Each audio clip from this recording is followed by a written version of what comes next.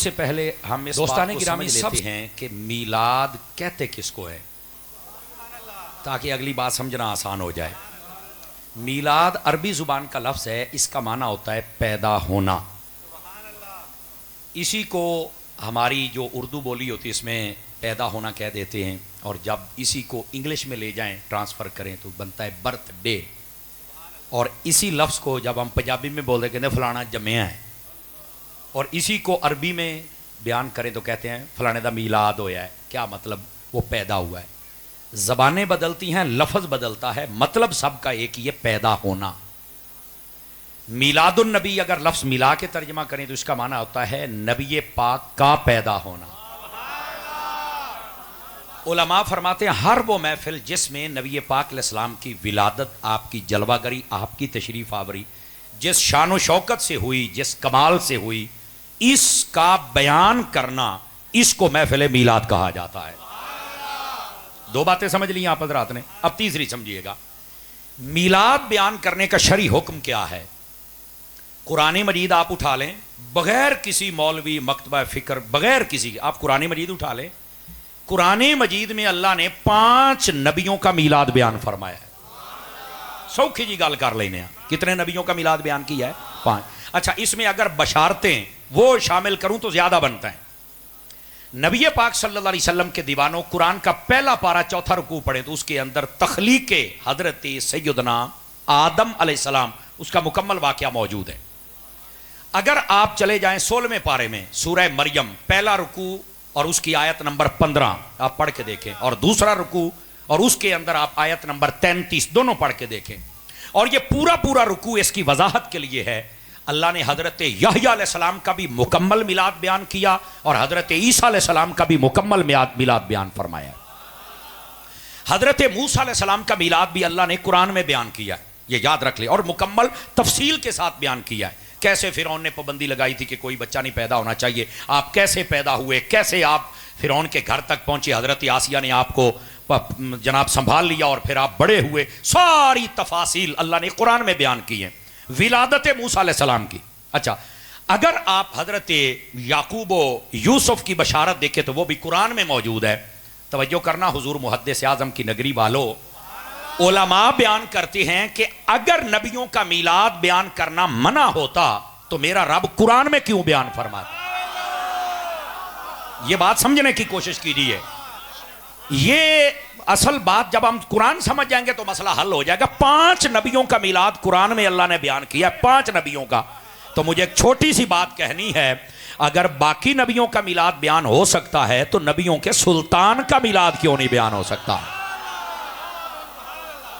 اچھا، آپ یہ فرمائیں گے کہ شاید یہ خطیبانہ جملہ سمر صاحب نے بول دیا، باقی نبیوں کا میلاد تو ہے، تو کیا ہمارے نبی کا بھی میلاد ہے؟ یہ ایک سوال ہے نا جی۔ توجہ پھر ذرا میری طرف، بیٹے آپ ادھر نہیں آ سکتے اگر ناراض نہ ہو تو، ادھر آ جائے میرے بیٹے، آ جائے میرے چاند، کیونکہ اب یہ ہن آخری باری میں آکھے، پھر دیکھو نا کسے میں بابے نو بھی آگے پیچھے کراں تو پھر لوگ کی چیک دینے سمر صاحب نے بابے نے اٹھاتا۔ ایک منٹ چلو ہن معاف کر دیو، چل سونے ہن معاف کر دے، آ جا ہن نہ ہاتھ لائیں۔ مینوں تقریر ہوندی نہیں، میں کراں کی، میں بڑا دل نو سمجھاؤنا، یہ ماندا ہی نہیں۔ آپا کیڑا سور لونی، یہ اکھاں بن تے جڑ گئے جناب، پتہ نہیں قوم کتھے، اسی تانوں نال لے کے ٹرنا ہے سر۔ اس واسطے میرے حال پر مہربانی فرمائی جائے، ٹھیک ہے؟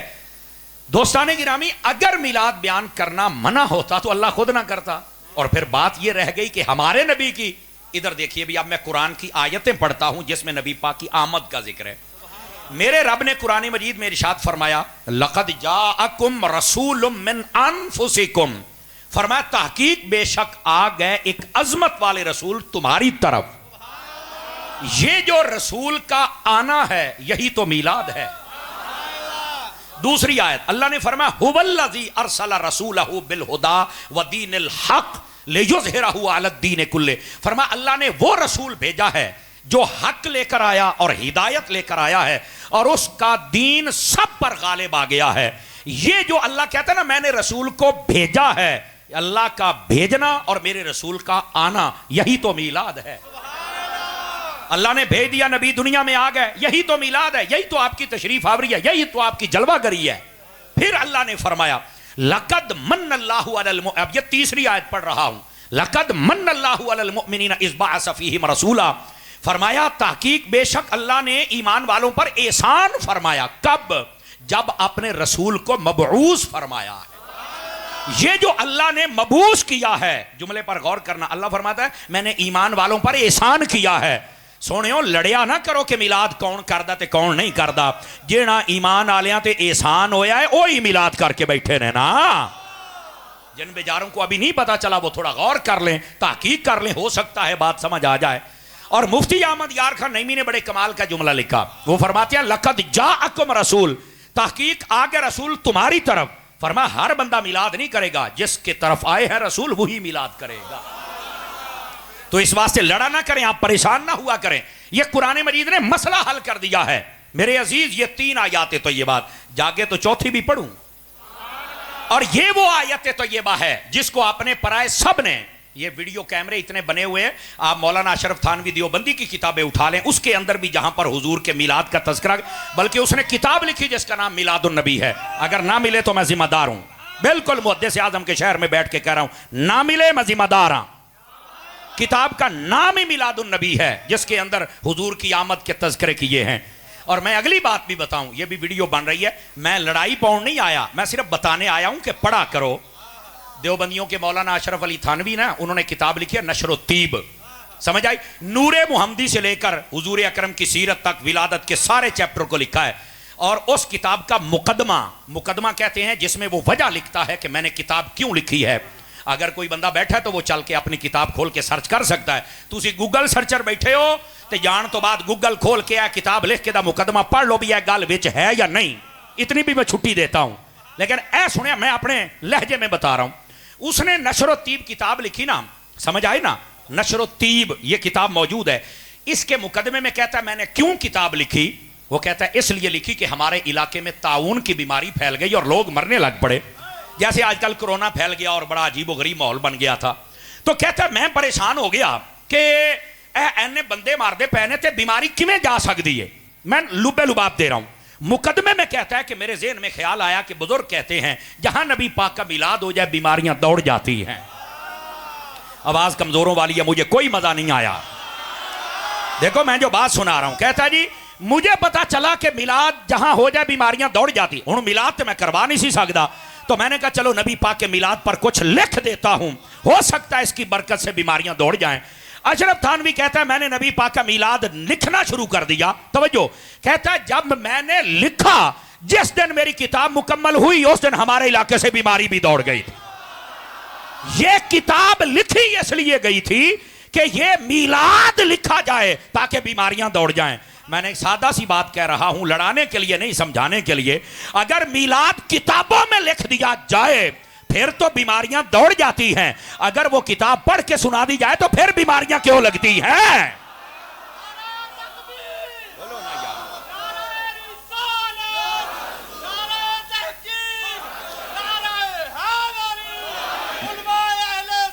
میں صرف بات یہ سمجھا رہا ہوں،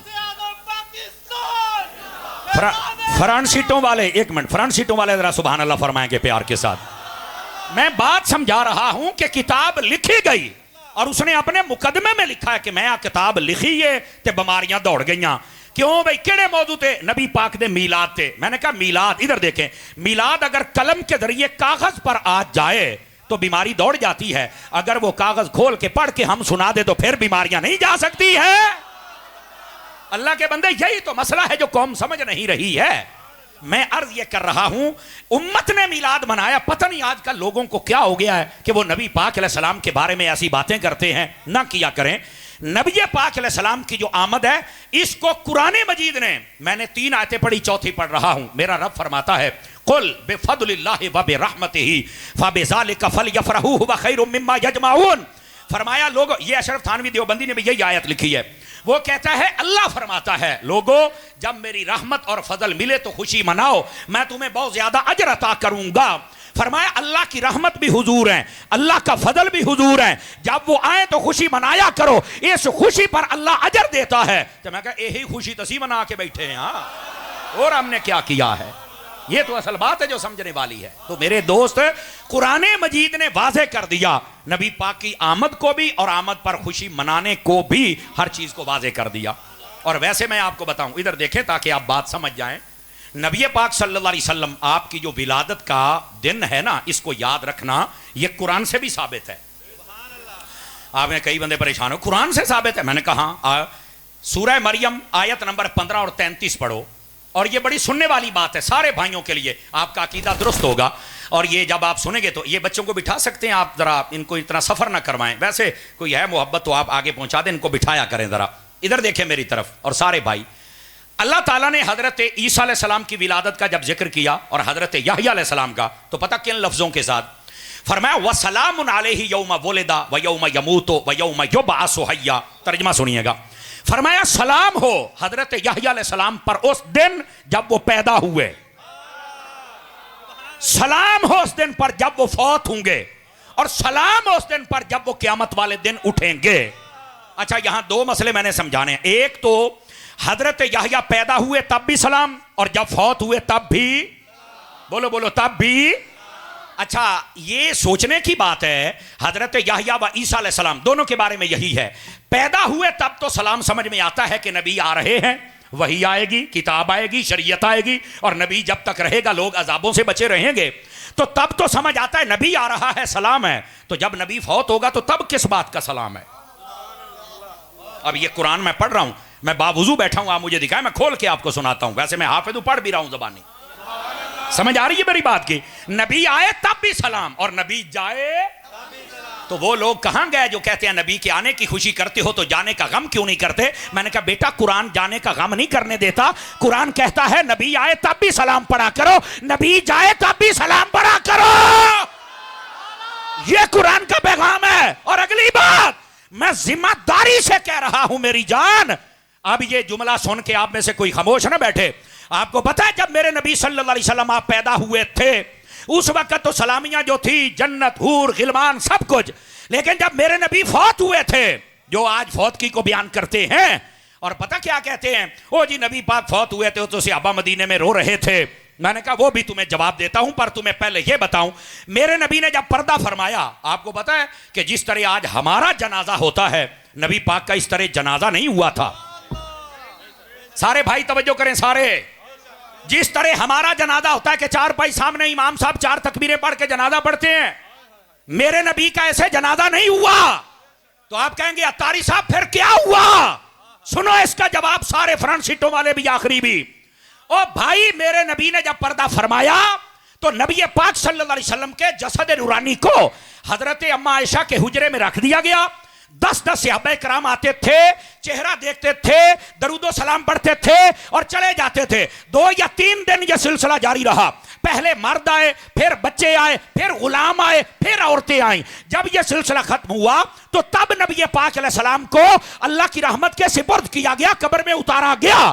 اب یہ جنازہ کیوں نہیں ہوا, یہ درود و سلام کیوں ہوا؟ صحابہ کو بھی پتا تھا نبی جب آتا ہے تب بھی سلام ہوتا ہے, نبی جب جاتا ہے تب بھی سلام ہوتا ہے.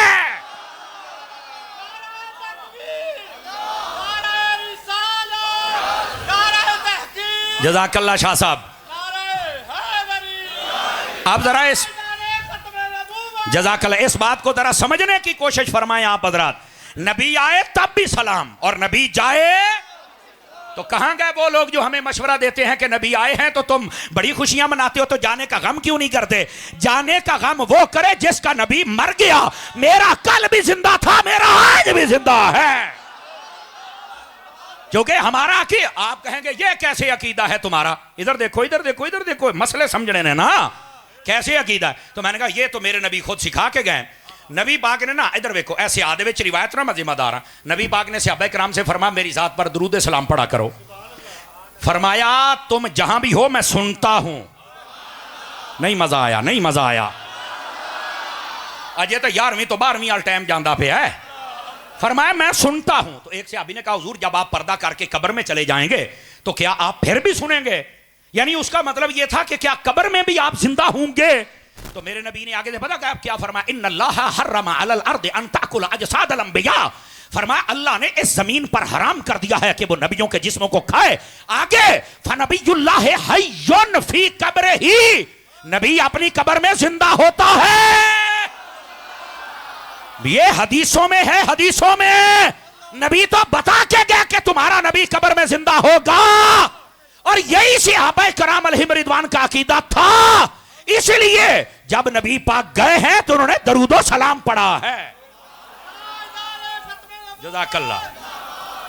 لیکن ایک منٹ رکیے گا، یہاں ایک سوال ہے. آپ نے دیکھا ہوگا یہ ایک منٹ بھائی، ایک منٹ، بیٹھے ہیں سونے بیٹھے ہیں. ادھر دیکھنا ذرا، ادھر دیکھو میری طرف. یہ ہمارا درویش ملنگ ہے، اس کو جہاں پتہ چل جائے پہنچ جاتا ہے.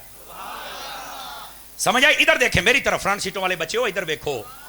اب نا میں نے ایک کلپ دیکھا، یہ تقریباً 8-10 دن وائرل رہا، ہوں تو مک گیا ہے. اور وہ پتہ کیا تھا؟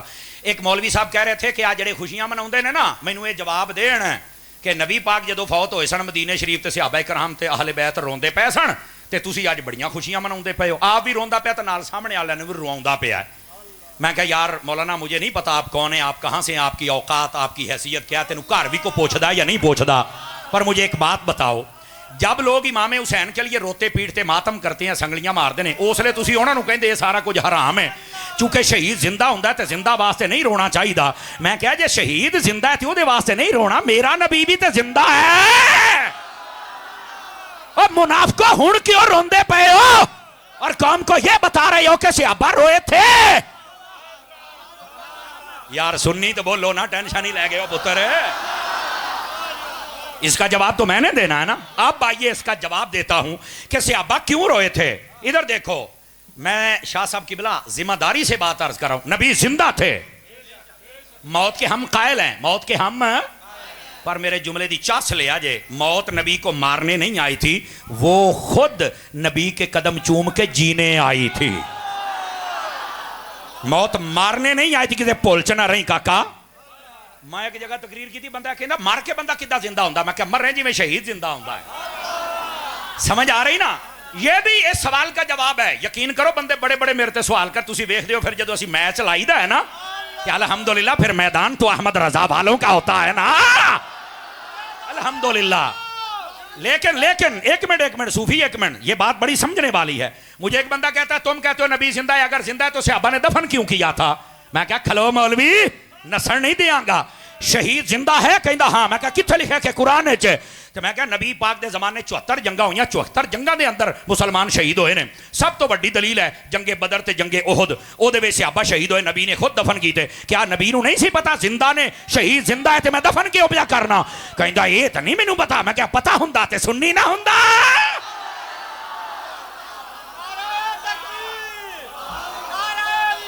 بولو بولو بولو.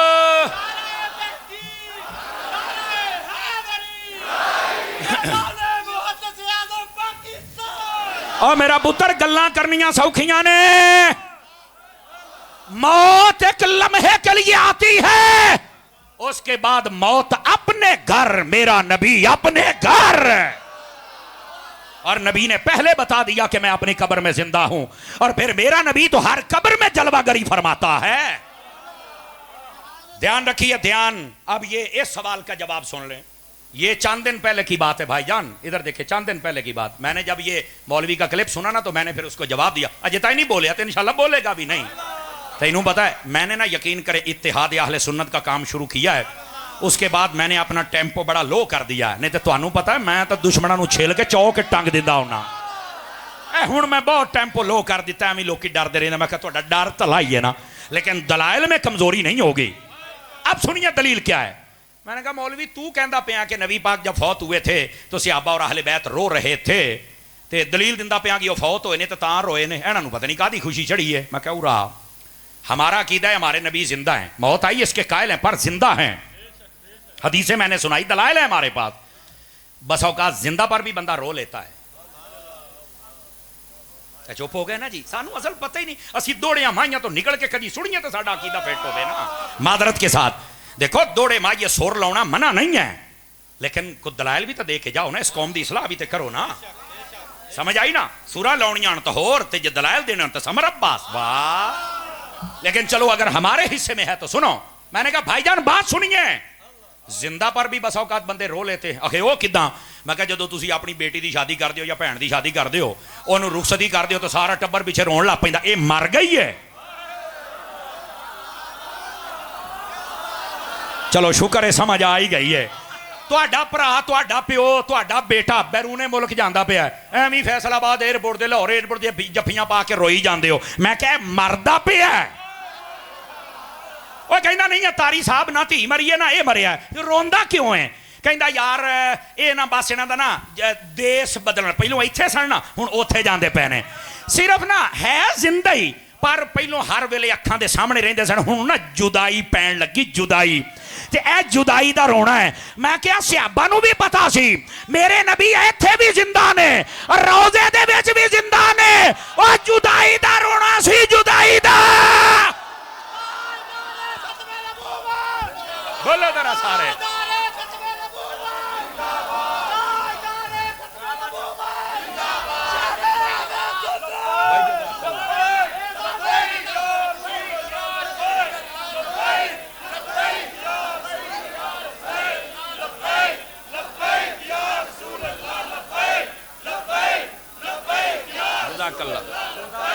بہت شکریہ.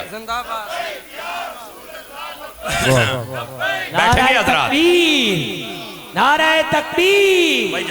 یہ منکر منافق یہ گندہ ہے واللہ غلاظت کا بلکہ بلندہ ہے واللہ جہنم میں نام اس کا کندہ ہے واللہ جو مردہ کہے تم کو وہ مردہ ہے واللہ تو زندہ نعرہ رسالت.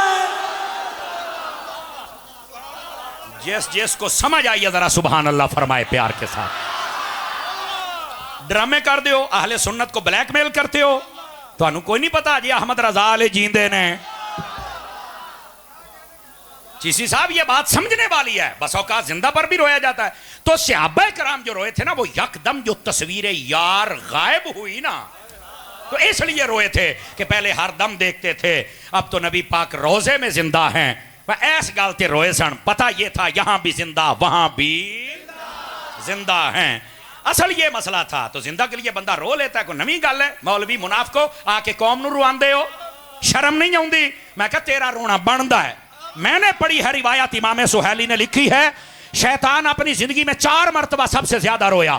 ایک جب جنت سے نکالا گیا, دوسرا جب آسمانوں سے نیچے بھگایا گیا, تیسرا جب مصطفیٰ پیدا ہوئے, اور چوتھا جب نبی پاک نے قرآن مجید کا نزول شروع ہوا تو اللہ نے سورۃ الفاتحہ کو نازل کیا تو شیطان بڑا رویا کہ آج فاتحہ آ گئی ہے. اور سورۃ الفاتحہ کی 7 آیتیں ہیں. انعمت علیہم پر ایک وقف لازم ہے آیت ہے اور کہا کہ جو یہ باقاعدہ روایت میں فضیلت ہے. حضرت قرآن مجید کی فضیلت فاتحہ کی یہ ہے کہ جو ایک مرتبہ فاتحہ پڑھتا ہے اللہ تعالیٰ اس پر جہنم کے 7 دروازے بند کر کے اس کو جنتی بنا دیتا ہے. اور جملہ سنیے گا اسی واسطے فاتحہ خانی مسلمانوں کی ہوتی ہے. سانوں پتہ ہے فاتحہ خانی ہونی تے جنت سے جانا تے جڑا نہیں جانا وہ پڑھ دے ہی نہیں.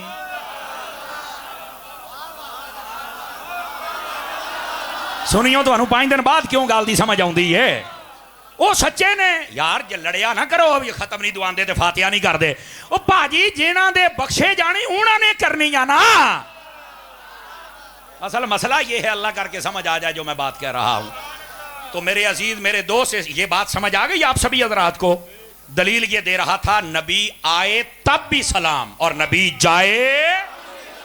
یہ منافقت کرنا چھوڑ دو کہ نبی پاک جب گئے تھے تو صحابہ روئے تھے. کیا ہر سال بھی روئے تھے؟ کیا ہر سال رونے کا انہوں نے رواج شروع کر لیا تھا؟ کہنا نہیں. تو وقتی طور پر جو روئے تھے نا وہ تصویر غائب ہوئی تھی اس لیے روئے تھے. ورنہ نبی پاک تو پہلے ان کو بتا کے گئے یہ پنکھا بند کر دیجئے, پنکھا نہیں چلانا. سمجھ آئے نا, اس کو بند کرو بھائی, یہ تھوڑی جا پسینہ آئے گا تو پھر چس آئے گی نا بابا. آپ توجہ میری طرف رکھے تاکہ بات سناؤں. تو یہ تصویر غائب ہونے کے لیے رونا تھا. لوگوں نے تماشا بنایا ہوا ہے. اور پھر ادھر آئیں, نبی پاک نے تو پہلے ہی تربیت کر دی تھی اور اس پر آپ نے یہ شاید سنا ہو, دوبارہ پھر رینیو کر لیں اس بات کو. نبی پاک صلی اللہ علیہ وسلم آپ فرماتے حیاتی خیر لکم و مماتی خیر لکم. ترجمہ سنیے, فرمایا میرا زندہ رہنا بھی تمہارے لیے بہتر ہے اور جب میں فوت ہو کے روزے میں چلا جاؤں گا میرا قبر میں جانا بھی تمہارے لیے بہتر ہے. मेरे नबी ने तो ये हदीस में बयान किया हुआ है। और वैसे सहाबा को पहले बताया कि तुम जब दुरूद पढ़ोगे मैं कब्र में हूंगा, तो अल्लाह ने कब्रों पर हराम कर दिया है कि वो नबियों के जिस्मों को खाए। नबी अपनी कब्रों में जिंदा होते हैं। तो जब नबी ने बता दिया मैं जिंदा हूं और मेरा कब्र में जाना तुम्हारे लिए बेहतर है, फिर मुर्दा कहते हो, मुर्दे हो। आप समझ आ रही है कोई नहीं आ रही? तो ये दलाइल आप समझा करेंगे कि असल मसला क्या है। लोगों ने तमाशे बनाए हुए, मौत के हम कायल हैं और इधर आओ आज तुम्हारा ये मसला भी हल कर दें। ये मौत को लोगों ने ड्रामा बनाया, मर गया, मिट्टी हो गया, फलाना हो गया, टमकाना हो गया। ओ भाई तेनू असल पता ही कोई नहीं, मौत एवं नहीं। आला हजरत ने फताव रज़िया में एक हदीस लिखी है, अगर मैं समझा पाया तो तुहाडा अज रौला ही मुक जाएगा अल्लाह की रहमत दे नाल। आला हजरत ने फरमाया, अल्लाह रब्बुल इज्जत इरशाद फरमाता है, इन्नमा खलक़तुम लिल अबद। ये नबी पाक की हदीस है, नबी पाक की हदीस। और क्या है तर्जमा सुनिए, फरमाया ए इंसानों, अल्लाह ने तुम्हें हमेशा हमेशा के लिए पैदा कर दिया है। अब जब मैंने पहली मर्तबा ये पढ़ी तो मैं भी परेशान हुआ था जिमें तुसी होए हो, ये हमेशा हमेशा पैदा होने का क्या मतलब है। तो इसका जवाब सुनिएगा और बड़े ध्यान से सुनिएगा, इधर देखें मेरी तरफ। इंसान हमेशा हमेशा के लिए पैदा हो गया तो यहां कर कहते हैं मर गया तो बुढ़ा हो गया तो फलाना, इधर फिर की मतलब है। और भाईजान ये बात भी ठीक है, लेकिन असल हदीस को समझो। फरमाया वजह यह है, अल्लाह ने इंसान को पैदा किया आलम अरवा में, फिर ये आ गया अपने बाप की पुश्त में, फिर आ गया मां के पेट में, फिर आ गया दुनिया में, फिर चला गया कब्र में, फिर उठेगा हशर में, और फिर अगर दीवाना हुजूर का हुआ और अल्लाह की रहमत होगी जाएगा जन्नत में। कईयां नूं समझ आ गई, लेकिन मैं थोड़ी होर बांड कर लवां। अल्लाह ने इंसान को जब से पैदा किया है, ये ना अपने जगह बदल रहा है, अपने जहां बदल रहा है। पहले अल्लाह ने पैदा किया आलम अरबा में, वहां जिंदा था वहां के माहौल के मुताबिक, फिर जगह बदली बाप की पुश्त में आ गया, यहां जिंदा रहा यहां के माहौल के मुताबिक, फिर इंसान ने जगह बदली, ये अपनी मां के पेट में आ गया, यहां जिंदा रहा यहां के माहौल के मुताबिक, फिर इसने जगह बदली, ये दुनिया में आ गया, दुनिया के पेट में जिंदा रहा यहां के माहौल के मुताबिक, फिर ये जगह बदलेगा, ये कब्र में जाएगा, वहां जिंदा रहेगा वहां के माहौल के मुताबिक, फिर ये जगह बदलेगा, हशर में उठेगा, वहां जिंदा रहेगा वहां के माहौल के मुताबिक, फिर मुस्तफा की निगाह से अल्लाह की अता से ये जन्नत में जाएगा, वहां जिंदा रहेगा वहां के माहौल के मुताबिक। और लोगों ओए मर के मिट्टी किथे होया है, ओए तो जगह बदलता फिरदा है।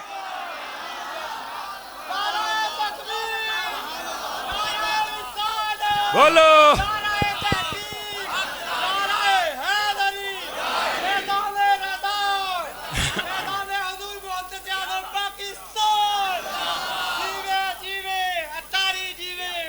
समझ आई है तो सुभान अल्लाह फरमाओ ना यार सारे हजरात। रसूल का यही तो कमाल होता है, नबी के वसल से अपना मिसाल होता है। गुलाम मोहम्मद कभी मरा नहीं करते, हमारे यहाँ तो फकत इंतकाल होता है। चलो शाह साहब ने मेरा काम और आसान कर दिया। मौत को इंतकाल कहते हैं, तो तुहाडी बोली च इंतकाल का की मतलब है? नाल वाले मकान का इंतकाल हो जाए की खले मार के मिट्टी हो जाता है? उत्थे ही होंदा है, ना बदलता है। पहले ओदे ना सी, हुण ओदे ना, इन्ना बदला। ये जदों अपना इंतकाल होना ना, ना बदलना है। पहले आ जमीन मेरे ना सी, हुण मैं जमीन दे ना हो जाना। नहीं गा इंतकाल का माना ट्रांसफर, पहले मैं इत्थे सी हुण मैं उत्थे हां। नहीं गा लोकां ड्रामे बनाए, मर गए जी, मिट्टी हो गई, फलाने हो गए। कई बंदे कहते मुर्दा क्या फायदा देता है? तो मैं कहा जदों तेरा अब्बा मरदा तां ही सारी जदाद तुहानूं मिलदी है, पहलों तो कदी लभी नहीं। तू कहना मुर्दा फायदा नहीं देता, तेरा प्यो तेनू फायदा दे सकता है। ओए दाता साहब क्यों नहीं फायदा दे सकते? मैं चबड़ा मार दे। ओ भाई सुनो, मुर्दा नहीं फायदा दे दे। साडे इलाके च कमला सी भाजी, वो मर गया, जंजीरियां ना बनिया सी ओनू, वाह वाह को 10 साल हो गए। वो ना दोपहर के टाइम छुटिया तो कार वजी, फौत हो गया। कार वाला कोई दरवेश सिवत बंदा सी, खिलारी उन्हें बंदा फौत हो गया। वो सारे उन्होंने जुट हो गए, साडा भरा मर गया। असी तो रोल गए, उजड़ गए। 25 लाख रुपया लैके ओदी जान छड्डी। 8 तो 8 10 साल पहले की गल है। हालांकि आप संगला ना बने, सी आप इन्ने तंग सी। मर गया तो को 25 लाख रुपया लिया। एनू कहंदे जे जींदा लख दा ते मरिया 1.25 लाख दा। आ जे ओदा कहंदे मुर्दा फायदा नहीं दिंदा। ओ जींदा तो किसी लोड़ दा नहीं सी, मरिया तो 25 लाख दा होया है। मर के फायदा दिता कि कोई नहीं दिता? या कम कर खुदा दिया बंदा, तेनू पता नहीं। और वैसे बेटे बैठे जरा ادھر دیکھیں میری طرف، نبی پاک علیہ السلام نے ارشاد فرمایا، یہ صاحب بار شریعت نے جنازے والے چیپٹر میں حدیث کو لکھا ہے، میرے آقا کریم فرماتے ہیں کہ جو بندہ میت کو اپنے کندھوں پہ اٹھائے، پہلوں سجا پاوا ہوتا اپنے سجے موڈے تے رکھے اور 10 قدم ٹرے، پھر وہ پچھلے پاسے والا پاوا آ جاوے، پھر کھبا پاسا کھبے موڈے تے اگلا پاسا رکھ کے 10 قدم ٹرے اور پھر 10 قدم، یعنی ایک ایک پاوا اپنے موڈے تے رکھ کے نا، پہلو سجے پاسے والے پاوے پھر کھبے والے 10 قدم چلے، 4 پاوے تے 10 چوکے 40۔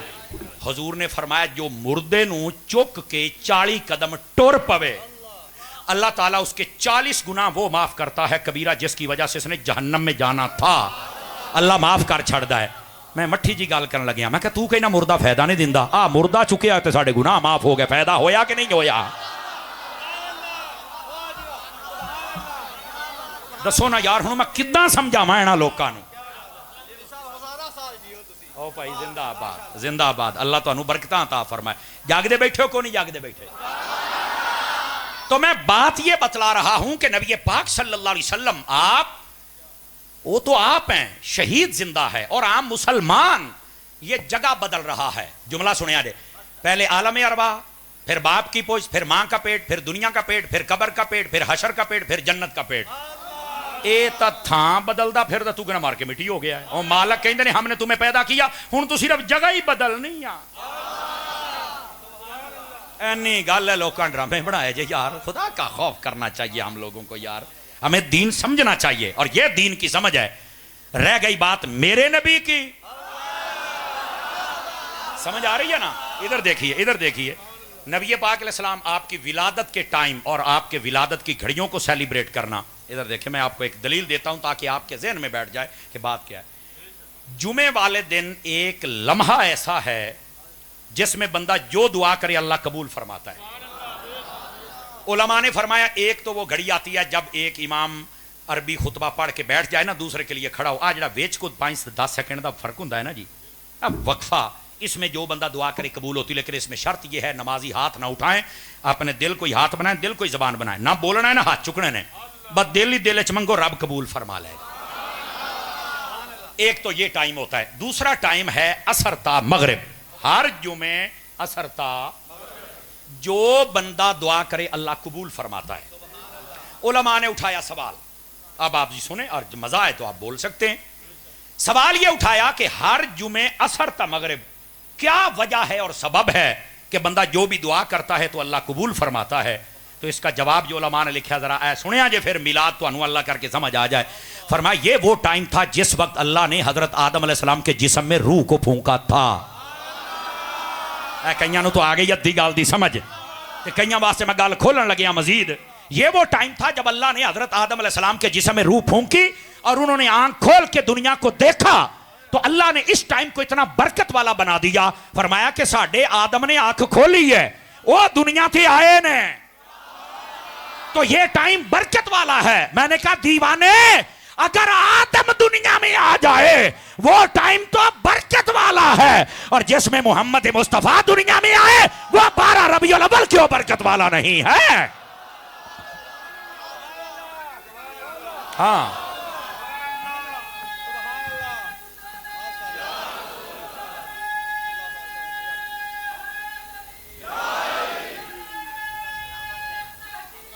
جزاک اللہ۔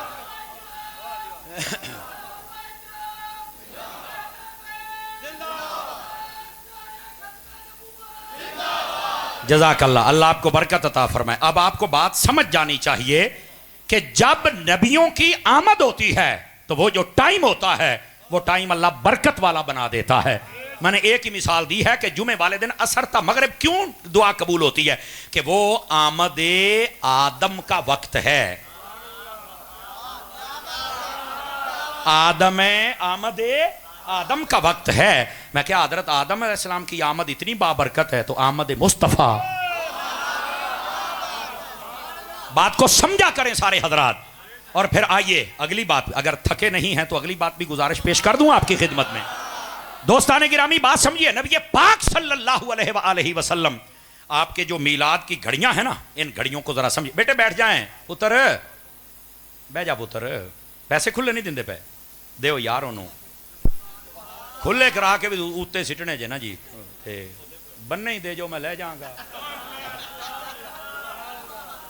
پیسوں کے چکر میں جب تقریر آگے پیچھے ہوتی ہے مجھے بہت دکھ ہوتا ہے, یقین کرو. اس واسطے پیسے دے چکر چ نہ پیا کرو.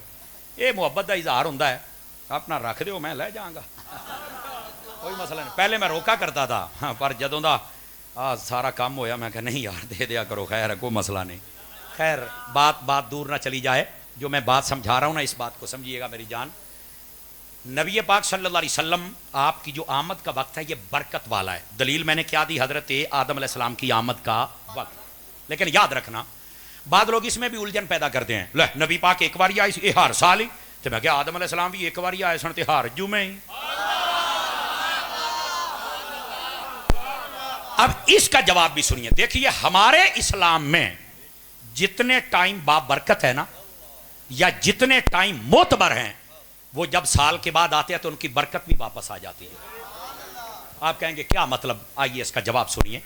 رمضان سال کے بعد آتا ہے تو رمضان کی برکت واپس آتی ہے یا نہیں آتی ہے؟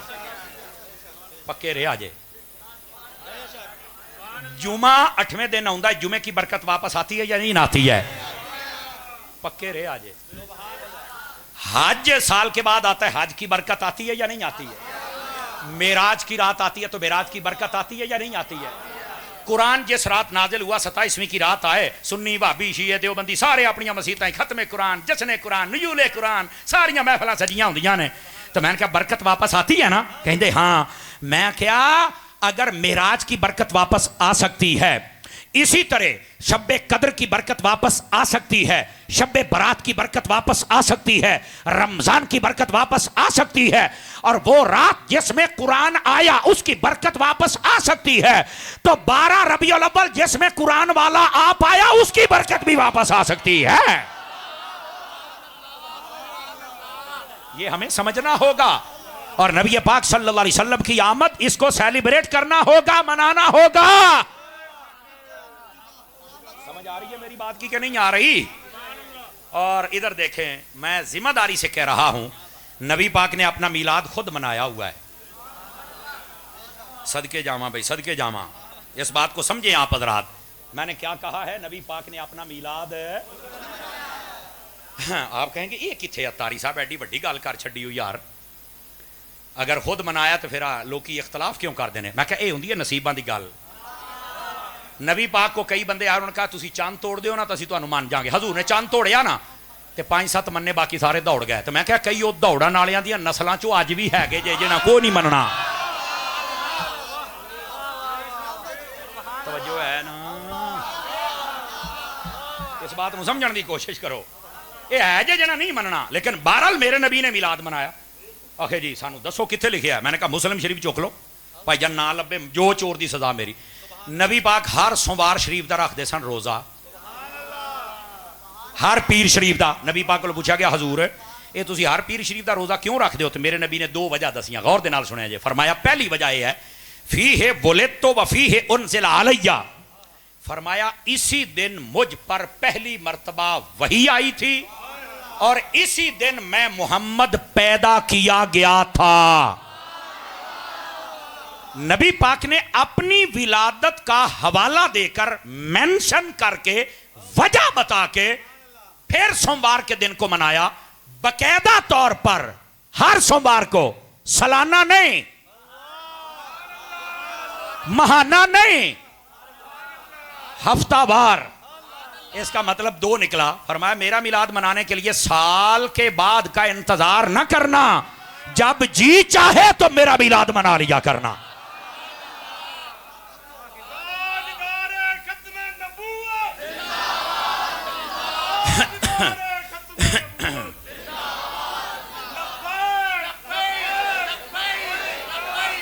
حضرات توجہ فرمائیے گا, حضرات ایک منٹ, اللہ تعالیٰ برکت دے وے. ایک منٹ او کھلو, جلی تو صحیح بڑھیا.